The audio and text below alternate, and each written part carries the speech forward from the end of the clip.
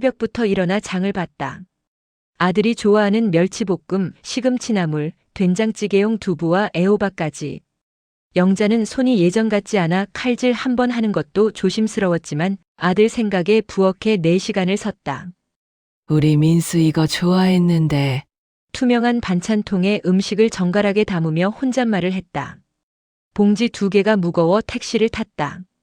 아들 집 초인종을 누를 때만 해도 가슴이 설렜다. 문이 열렸다. 며느리 수진의 얼굴이 보였다. 어머, 어머니. 연락도 없이 웬일이세요? 영자는 반찬을 수진에게 건넸다. 어머니, 이런 거 좀 그만 가져오세요. 우리 냄새 배는 거 싫어해요. 수진은 인사도 없이 내뱉더니 영자가 들고 온 봉지를 받아 쓰레기통 위에 올려놓았다.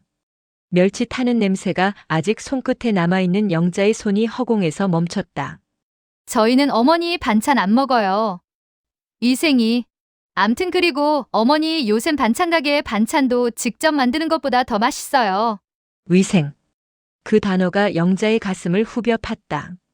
새벽에 설거지를 3번이나 하고 도마를 소독하고 반찬통을 끓는 물에 삶았다. 그런데 위생이라니. 수진아, 나는 어머니 요즘 시댁 반찬 먹고 배탈 난 사람들 기사 많잖아요. 저희도 조심하는 거예요. 영자의 얼굴이 하얗게 질렸다.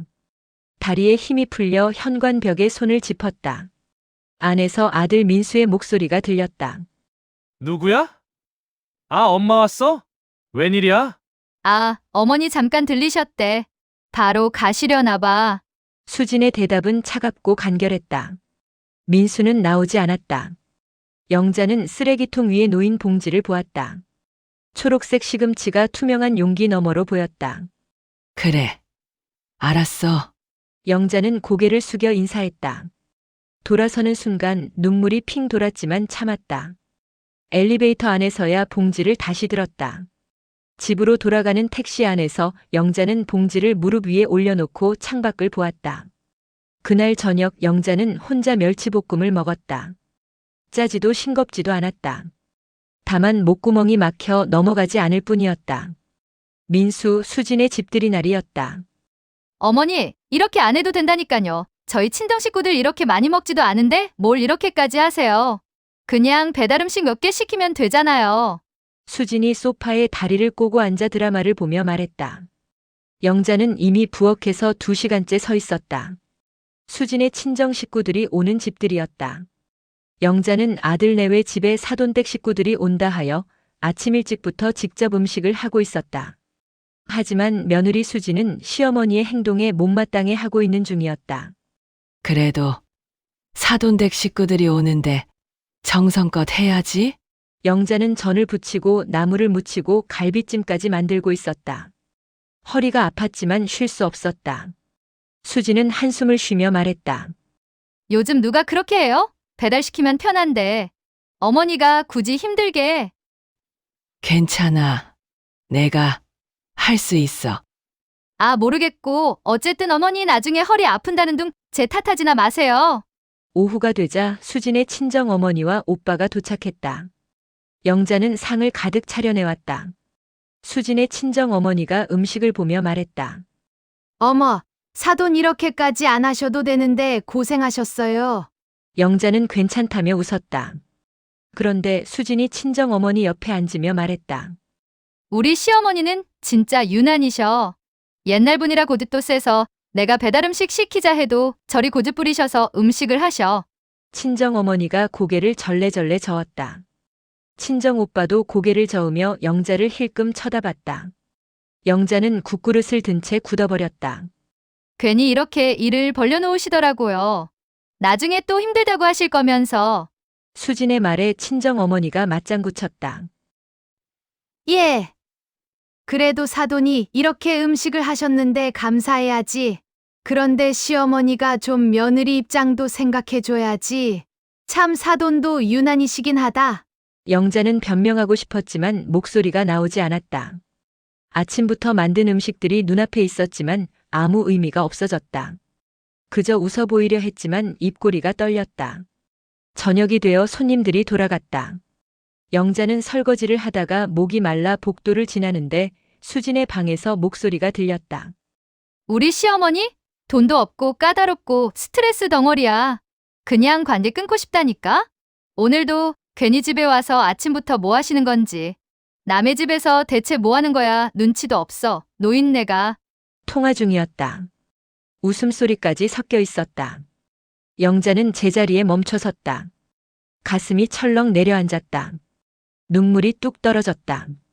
손가락 사이로 설거지 거품이 흘러내렸지만 그것보다 가슴이 더 아팠다. 영자는 조용히 짐을 챙겼다. 현관문을 나서며 뒤돌아봤다. 정성껏 만든 음식 냄새가 아직 남아 있었다. 하지만 이 집에 자신의 자리는 없었다. 택시 안에서 영자는 창밖을 바라봤다. 내가 뭘 잘못한 걸까? 집들이는 끝났지만 영자의 상처는 이제 시작이었다. 며칠 뒤 영자는 쓰러졌다. 혼자 집에서 이틀을 앓다가 결국 응급실로 실려갔다. 폐렴이었다. 입원 3일째 아들 민수가 잠깐 들렀다가 갔고 수지는 오지 않았다. 나흘째 되는 날 오후 영자가 침대에 누워 천장을 보고 있는데 병실 문이 열렸다. 수진이었다. 어머니 괜찮으세요? 목소리는 다정했다. 수지는 과일 봉지를 탁자에 놓고 의자에 앉았다. 5분쯤 앉아 있다가 휴대폰을 꺼내보더니 일어섰다. 어머니, 저 잠깐 전화 좀 받고 올게요. 수진이 병실 밖으로 나갔다. 영자는 고개를 끄덕였다. 잠시 후 목이 말라 물을 마시려고 일어났다. 병실 문이 살짝 열려 있었다. 복도에서 수진의 목소리가 들렸다. 응, 나 병원. 우리 시어머니 입원했어. 통화 중이었다. 영자는 물컵을 든 채 멈췄다. 진짜 스트레스야. 애들도 아닌데 왜 이렇게 손이 많이 가? 폐렴이래. 나이 들면 원래 그런 거 아니야? 웃음소리가 섞였다. 영자는 천천히 침대 끝에 앉았다. 솔직히 요양병원 보내고 싶은데 남편이 그건 아니래. 돈도 별로 없으면서 왜 이렇게 오래 사시는지 모르겠어. 영자의 손에서 물컵이 미끄러졌다. 바닥에 떨어져 깨졌다. 수진의 목소리가 멈췄다. 아, 어머니 깨셨나 봐. 나 들어가야 돼.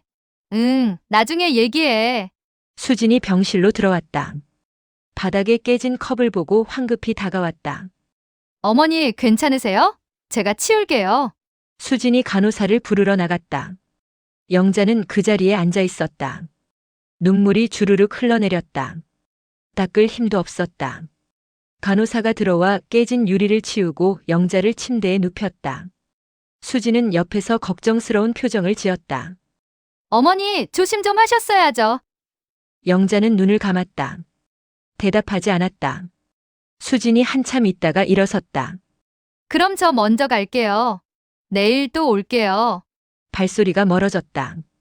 문이 닫혔다. 병실은 다시 고요해졌다. 영자는 눈을 뜬 채 창밖을 바라봤다. 회색 하늘이 보였다. 폐렴으로 숨쉬기도 힘들었지만 그것보다 가슴이 더 답답했다. 왜 이렇게 오래 사시는지 모르겠어. 그 말이 귓가에 맴돌았다. 영자는 천천히 눈을 감았다. 어둠 속에서 자신의 존재가 점점 작아지는 것 같았다. 내일 수지는 또 올 것이다. 다정한 얼굴로. 퇴원 후 영자는 결심했다. 더 이상 당하지 않겠다고. 첫 번째로 손주 학원비 이체를 중단했다. 매달 50만 원씩 보내던 돈. 두 번째로 아들 부부 생활비 지원을 끊었다. 매달 80만 원. 세 번째로 명절 음식 준비를 하지 않기로 했다. 네 번째로 아들 집 방문을 완전히 차단했다. 영자는 은행 앱을 열어 자동이체를 모두 해지했다. 손가락이 떨렸지만 확인 버튼을 눌렀다. 며칠 뒤 수진에게서 전화가 왔다. 영자는 받지 않았다. 문자가 왔다. 어머니, 이번 달 학원비 안 들어왔는데요? 영자는 답장하지 않았다. 다음 날 수진이 또 문자를 보냈다. 생활비도 안 들어왔어요. 실수하신 거죠? 영자는 짧게 답장했다. 더 이상 지원하지 않겠다. 각자 알아서 살아라.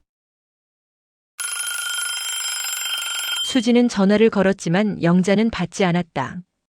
그날 저녁 아들 집에서는 난리가 났다. 뭐? 지원 안 한다고? 수진이 휴대폰을 내던지며 소리쳤다.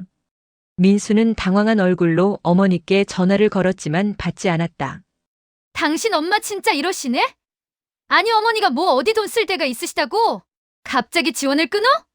연금 나오시는 거 그럼 혼자 다 쓰시려고 그러는 거야? 당장 우리 준호 학원비는 어떡하라고? 수진이 팔짱을 끼고 말했다. 민수는 아무 말도 하지 못했다. 며칠이 지났다. 학원에서 연락이 왔다. 미납 학원비 독촉이었다. 카드값도 밀렸다. 수지는 통장을 확인하며 계산기를 두드렸다. 매달 130만 원이 사라졌다. 이거 미쳤어? 당장 당신 엄마한테 가! 수진이 민수의 팔을 잡아 끌었다. 우리 생활비가 얼마 줄었는지 알아? 갑자기 왜 이러시는 거야? 민수는 결국 어머니 집으로 향했다. 초인종을 눌렀지만 문은 열리지 않았다. 엄마, 나야? 민수, 안에서 인기척이 들렸다. 하지만 문은 열리지 않았다. 엄마, 문 좀 열어줘. 얘기 좀 하자. 할 말 없어. 영자의 목소리가 문 너머로 들렸다. 차갑고 단호했다. 엄마, 미안해. 우리가 잘못했어. 제발 문 좀 열어줘. 네가 미안한 게 뭔데? 민수는 대답하지 못했다. 무엇을 미안해해야 하는지조차 몰랐다. 수진이 시킨 대로 사과하러 왔을 뿐이었다.